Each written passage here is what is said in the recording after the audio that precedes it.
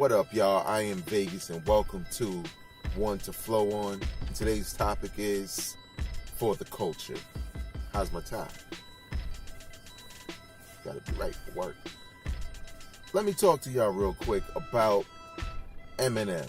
Now, this is not a podcast or vlog or whatever you want to call it where I get into why you should like Eminem as an MC. That's different, right? This is about Eminem being for the culture. See, there's a lot of people who don't like the idea of Eminem being considered one of the greatest lyricists in the hip-hop game ever. There's a lot of people who just don't like the accolades that he receives. But this is the thing, though. This is the thing about Eminem where I feel like you're not watching close enough.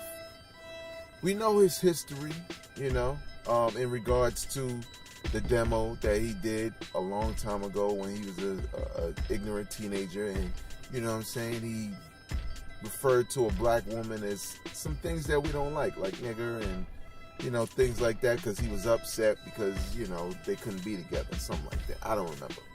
And I was upset also. I was just as upset. And he apologized, and I was still upset. But then I came to realize that, sometimes you do dumb things as a kid. And unfortunately for him, that was one of those things that he did. So I kind of gave him a pass. Look, R. Kelly was pissing on people, and I was still stepping in the name of love. So if I can give that dude a pass, I can give this dude a pass. And R. Kelly wasn't a damn adult when he did it. But the thing about Eminem, and when I say the culture, see, Eminem has shown time and time again that he is for the culture. Not only through not switching up his style to a more marketable style, because he still spits when he wants. He's still about that rapidy rap. Remember, rapidy rap is lyrics, bars. But he's shown it through the type of artist that he's willing to sign. Now, it's one thing to look at D12 and say, well, those are the homies. It's nothing to look at Obi Trice, well, that's kind of the homie by association. But when you look at somebody like 50 Cent, who, he was on Sony, he got into a lot of trouble, got shot up, and they shelved his first album, his original album, and he was kind of like blackballed, so he had to go to the mixtape circuit to really grind.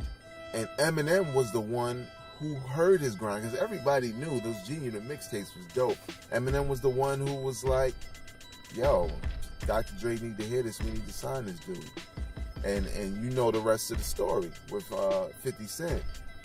He did the same thing with the battle rap scene. If you don't know the battle rap scene, URL, Smack TV, King of the Dot, Queen of the Ring, all of these different battle rap leagues that came up with these dudes displaying their skill. And Eminem decided to invest in the culture, to do a reality TV show in conjunction with Slaughterhouse. I think it was called Total Slaughter. And put these battle rappers on a higher pedestal. Use some of his shine to get them shine, through creating this battle rap league. Now, some people may say, well, it was an opportunity. Listen, there's people who still don't know about the battle rap culture. Eminem was making sure that these guys would go get signed. Well, not signed, but they would get they shine. Meaning, he didn't go and just get his own brand of battle rappers and say, I'm starting something different and new. He got the dudes who people knew, and he put them on a stage, where a bigger stage where they can be seen. And just recently, for Eminem being for the culture, he signs Conway and Westside Gunn.